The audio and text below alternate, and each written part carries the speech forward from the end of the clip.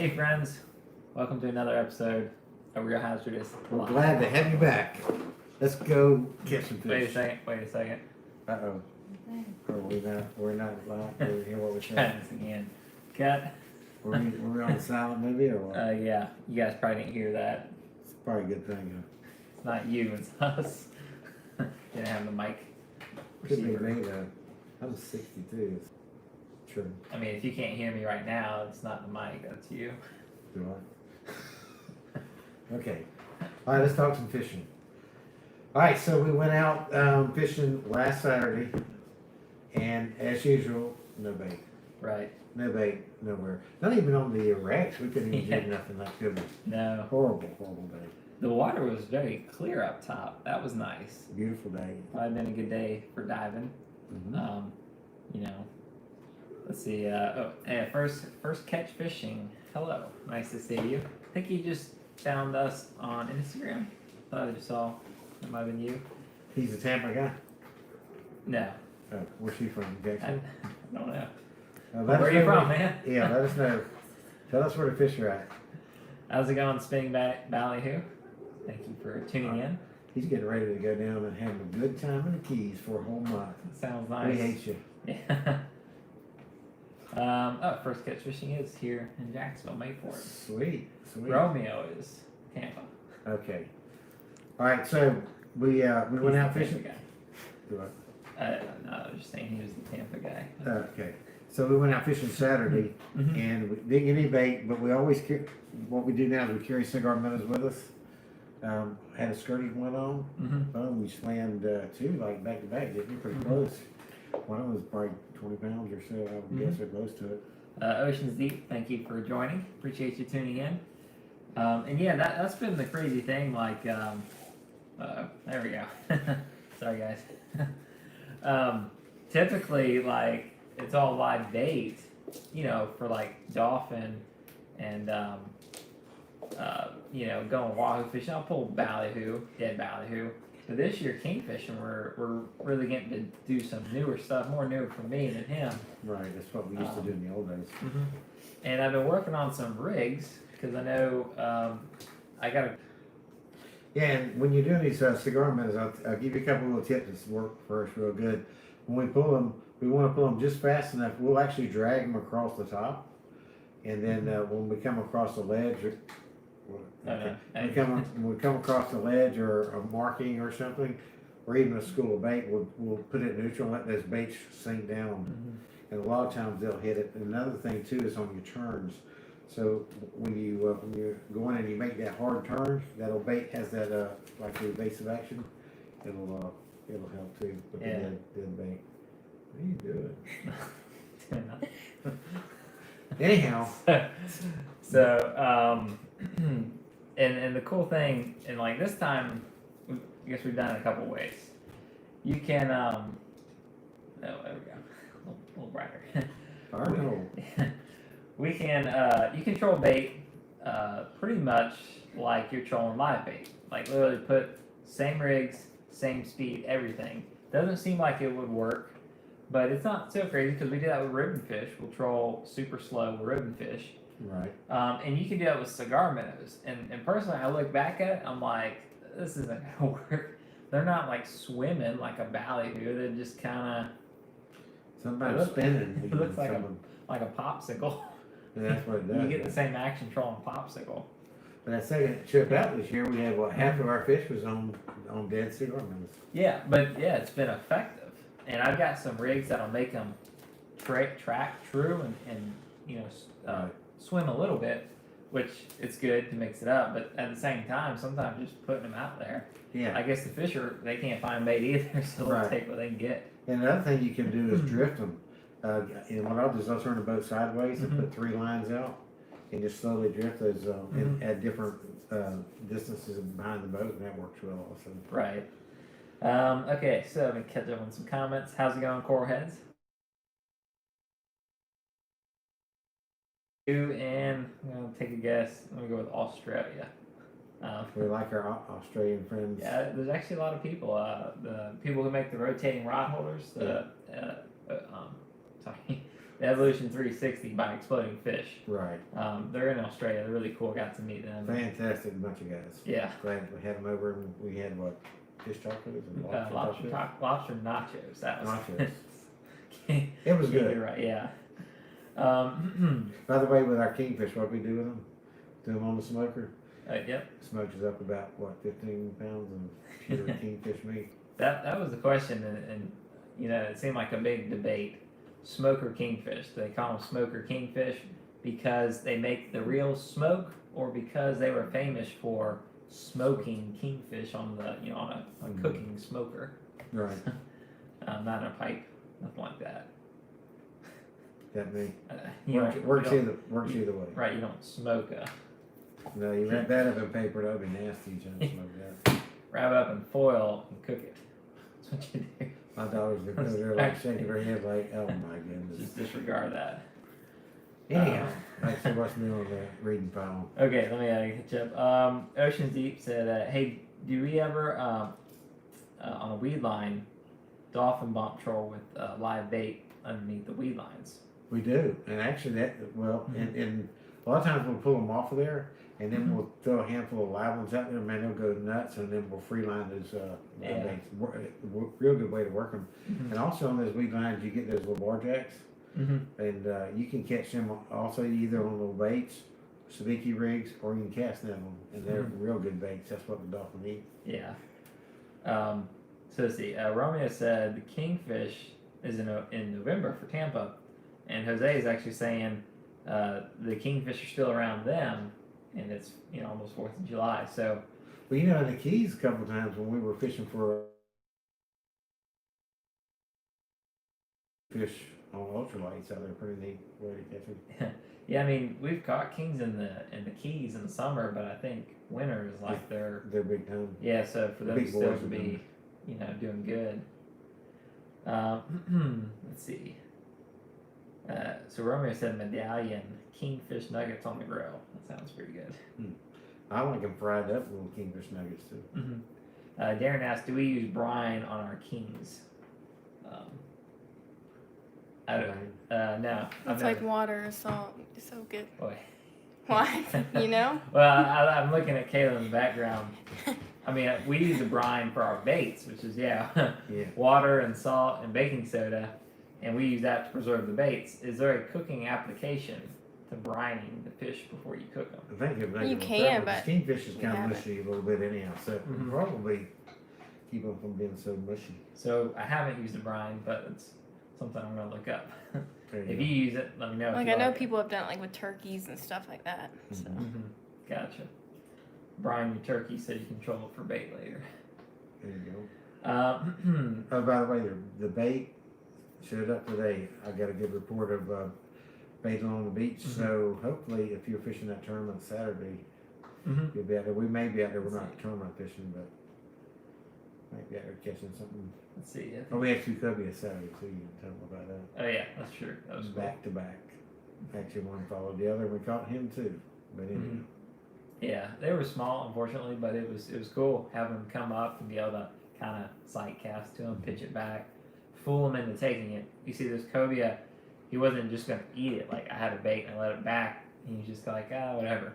So what I did is it's kind of like I played hard to get. Like I took the bait and I kind of reeled it up, and when he went to look at it, I kind of reeled a little faster, kind of like, you can't have it. And so the fish started like chasing it and following it. Finally grabbed on, gave him a minute to a lot of times, even if you let them like get a bite on it and snatch it out of their mouth and keep doing that, it'll drive them nuts and they'll finally slam it. Yeah. Or take your rod in the water and kind of splash it a little bit. They'll kind of get them fired up too. Let's see, Spinning Valley got a question. Let's see, okay, when making the oat chum sand mix, is it important to use native sand from the Keys, or would Jack's beach sand do? We use the native down there, but I imagine, I think the sand is more for a little sparkle anyhow, isn't it? Just to add a little sparkle into the water. Well, the sand is a couple reasons.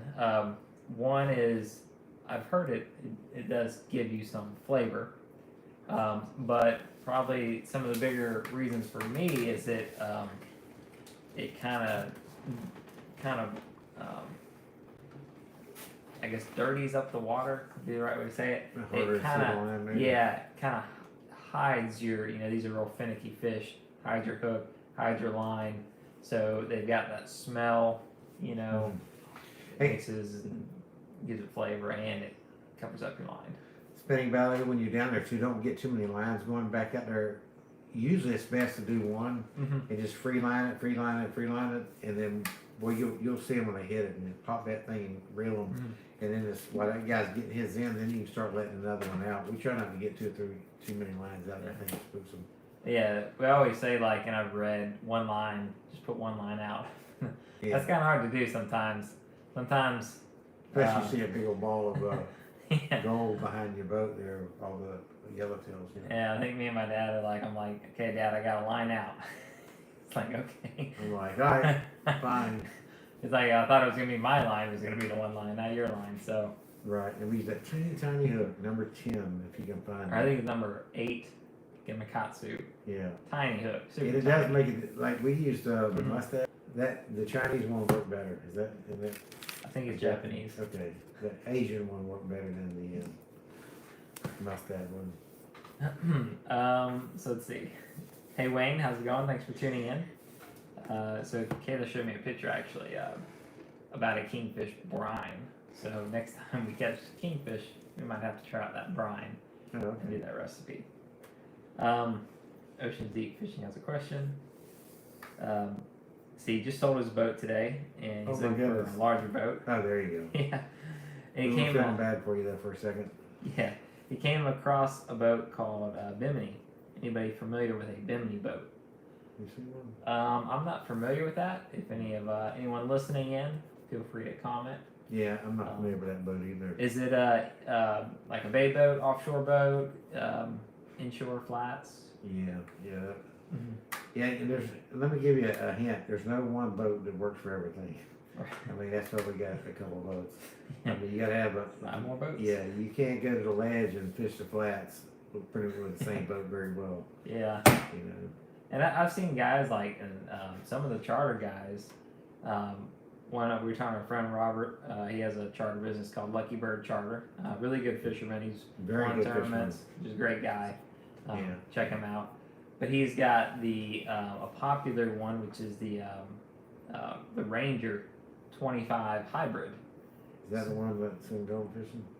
It kind of sounds like the Ranger 250C. This is it's a bay boat. It's kind of it's a bigger bay boat. So them, and I've seen other charter guys. They'll go offshore. On a good day, you catch kings on nearshore wrecks. You can go even farther. Bottom fish, catch red snapper, or you can go inshore, fish for redfish. And it's not a flats boat, but you can still work the river and Right. do it Yeah. that way.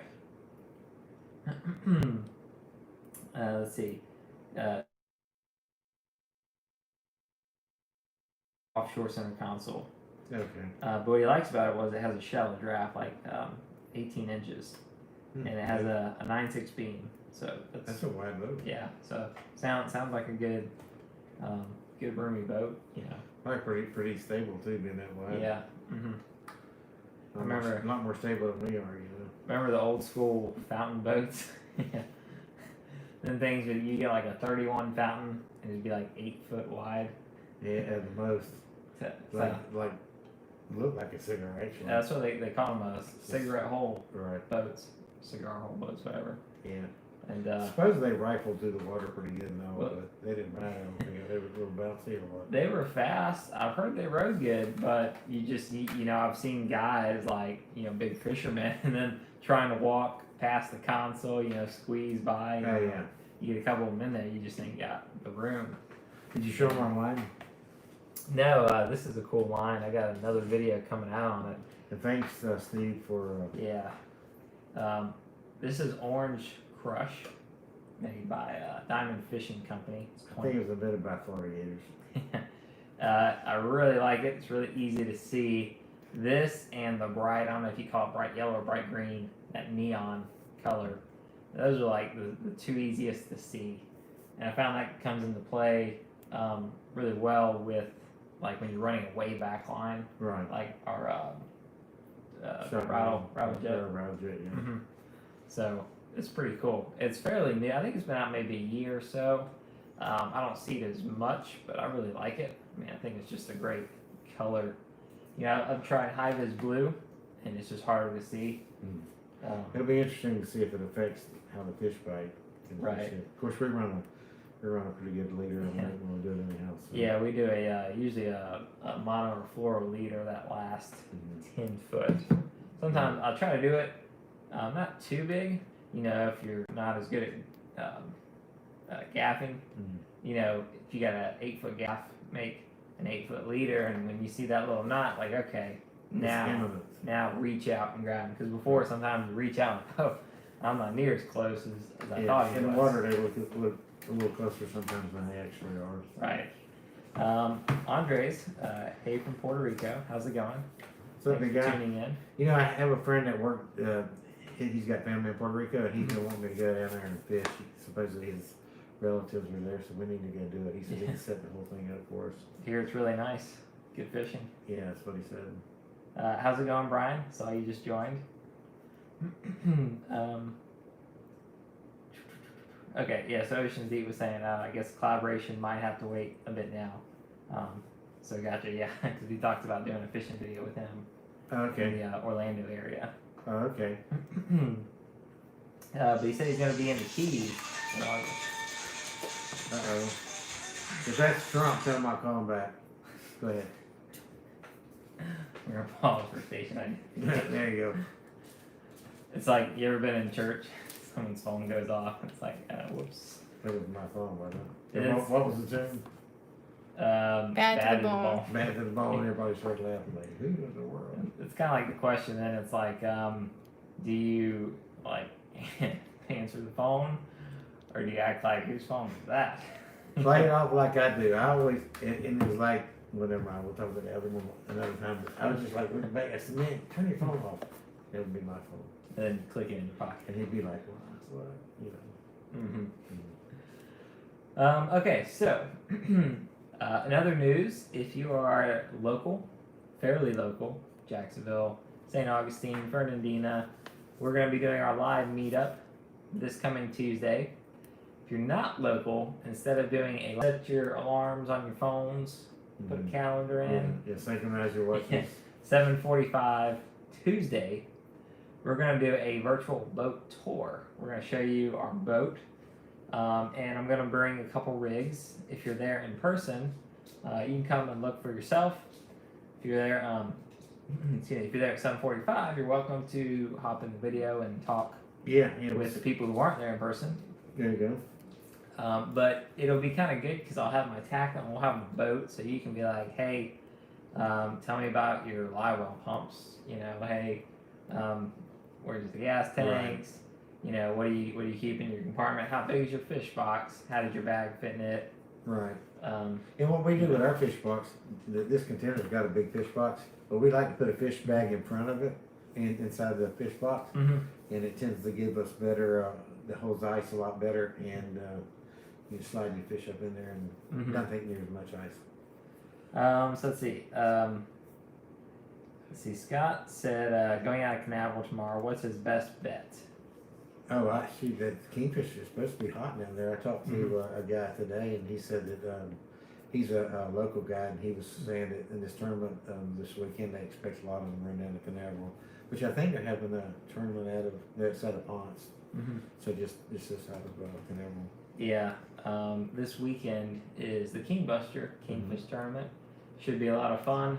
It's a really great kids tournament. If you got kids, you know. And it's a limited. They don't have a ton of boats in that. I think it's limited to what, 250 boats. Yeah, something like that. And there's a ton of great kids prizes. Like, I think all the kids pretty much, you know, win something. Though the kids are gonna have a great time. They're gonna get a lot out of it.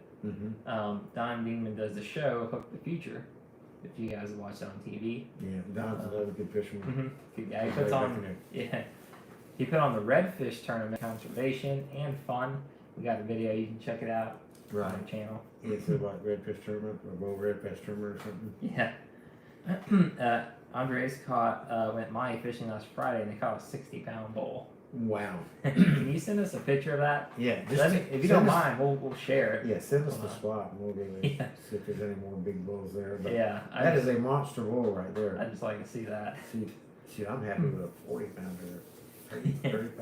Actually, 20, I'm happy with 15, going anything to over 10, 20. 10, Yeah, 9. anything over 20 inches. Yeah, We'll slap them in the frying pan. right.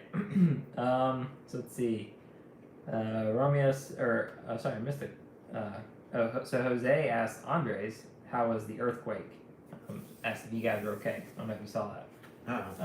So if Andre, I don't know how the earthquake affected you guys, but Watch out for the tsunamis. Isn't that what comes in behind this earthquake? that's what I've heard.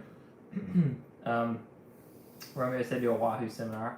I thought about that. That'd be a lot of fun. There's a couple of seminars I'd like to do. If you guys want any in particular, if you guys want like bass, largemouth bass, red bass, kingfish, lobster, flounder, wahoo. It's a good one. Let me know what you want, and we can certainly get those going. There you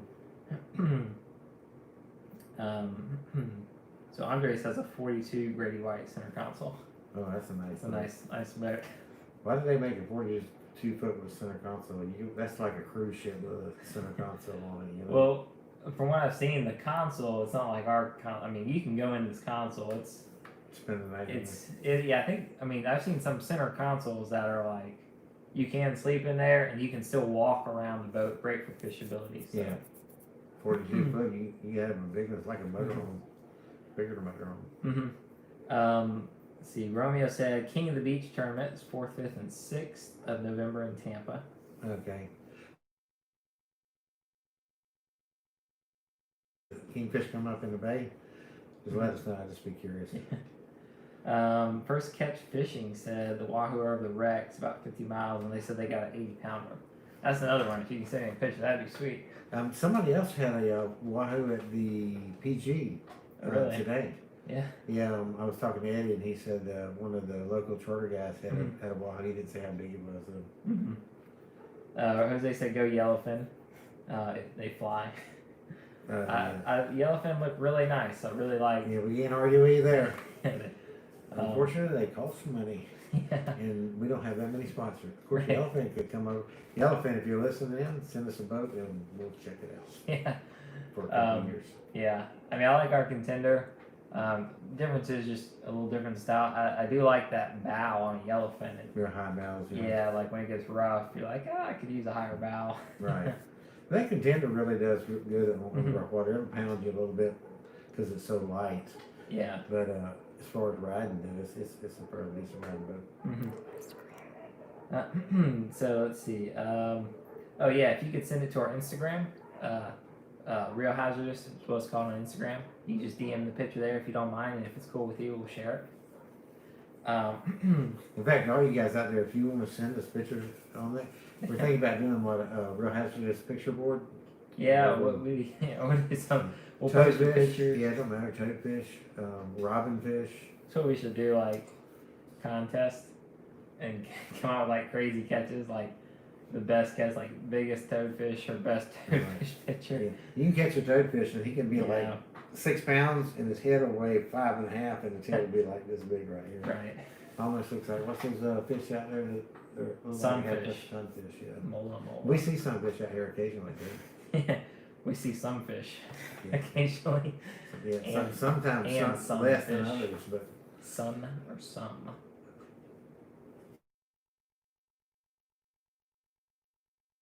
Once you go cat, now I have heard cat boats ride great. Yeah, we want to go fishing on your boat too. When I tried, that day you went out, I was trying to talk to you and then you go on your boat. So.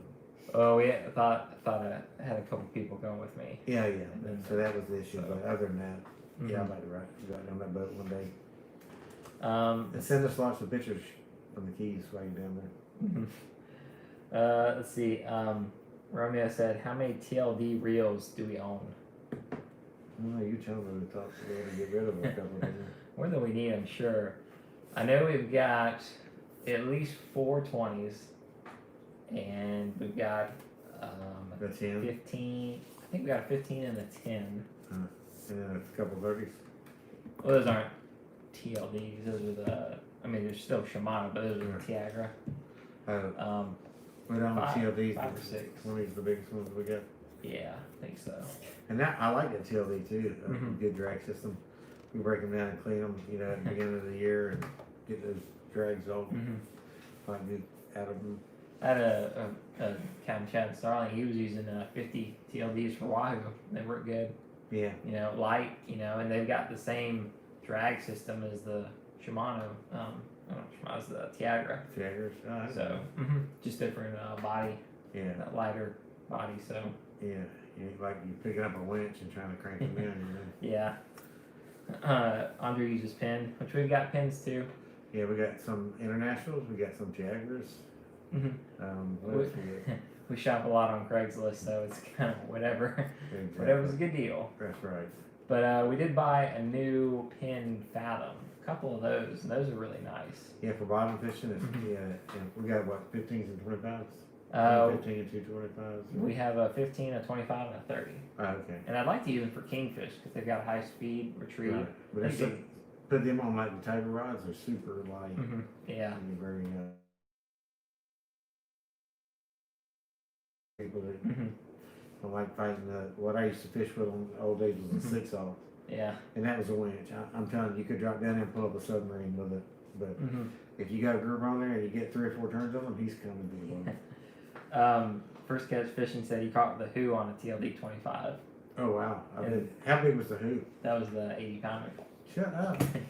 That's funny though, because the first time I went wahoo fishing, we went with a friend and we caught our biggest wahoo, probably about 80-pound wahoo on a 10-16. And he about swolled it too. Yeah. It took us a long time to get him in. Robbie uses on our wahoo video out of St. Augustine. We were fishing with a friend Robbie, and he used TLD 25s. We caught a wahoo on that, not an 80-pounder, but still. See it braid on that one or no? No, 40-pound mono. Because he's just pulling value. He's not high speeding. Right. So. You don't like high speed, I don't think, does it? No, but if you don't have the heavy equipment, you know, right. You kind of got it's a whole different style. So.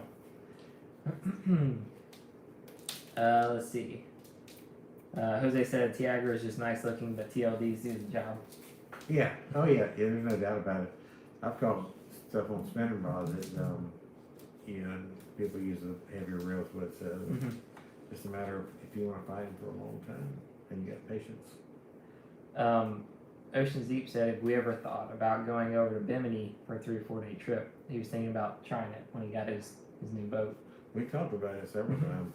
You gotta be real careful, especially this time of the year, because you know the storms start forming. The tropical storms will form right there in the straits, and you get stuck over there. But the good news is, like trip wise, I mean, we trailer down, and it's really, I think it's like 55, 60 miles. Right. So we do that. We do farther than that, and we get to the ledge from here. And the difference is, at least this way, you're only 30 miles from land. One way or the other. So you know, you pick your day right. You know, it's time to go home. You just shoot on over. And but yeah, some friends of ours have done. So can't they? Yeah. See, and Andre's biggest wahoo is a 74-pounder. That's good. That's nice. Yeah. Yeah. But yeah, so let's see. Okay, yeah. So next Tuesday, yeah, that's the live video. Right. Well, it's the meetup, but sorry for anyone who wants to join in live. Feel free to join in and. Where's that, Palms? Palms Fish Camp. Right there, Clapboard Creek and Hector Drive. On the north side of the road. If you have one, by all means, wear your rear Hauser shirt out there. We're gonna have some over there in case anybody wants one. All right, we'll have some of these, I guess. Yeah, some of those. Yeah, these are the lightweight ones. Let's see, we got a video coming out for you tomorrow. Working on some of our trips from Alabama, some cool snapper ones. Got a lot of videos in the works, so this time of year we fish so much, and it's like can't keep up with the editing. And we call it by December, what, maybe? Right. Yeah. So if you see a kingfish video in December, we probably didn't catch it exactly at the same time. So let's see. Anything else you want to go over? Talk about before we... No. Thanks to everybody for tuning in, and like I said, send us those pictures, and send us your favorite hot spots where you catch fish, and we'll check them out and see if there's any fish there. How's that? Couple quick questions. Let's see. Ocean Deep. We have a merchandise store. Yeah, so on our website, www.realhazardous.com. Hope I said the right amount of W's there. Realhazardous.com. There's a store. You can buy the performance shirt. Also, there's a Teespring. Probably you can see at the bottom of the video if you want a t-shirt like this. You can get a t-shirt or a tank top. If you're like my dad, you're a tank top kind of guy. Yeah. We've got some different stuff there, so feel free to check it out. So your unsinkable story. Okay, do you want to do it now or? We'll save it for the next time. Okay, yeah, because it takes a little bit. But yeah, I'll tell you about it. Back in my young and dangerous days. Now it's old and dangerous. The what? Now it's old and dangerous. Is that what you're trying to say? Exactly. Now I'm just smart enough that I don't go out there like. It's real hazardous. Now it's real hazardous. Kind of what brought the show on there. Right, that's right. Well, anyways, guys, thanks for tuning in, joining us. If you got any questions, don't forget to comment on our videos. Hopefully, we'll see y'all Tuesday or talk to you on another live video. Thanks for watching, and we'll see you next time.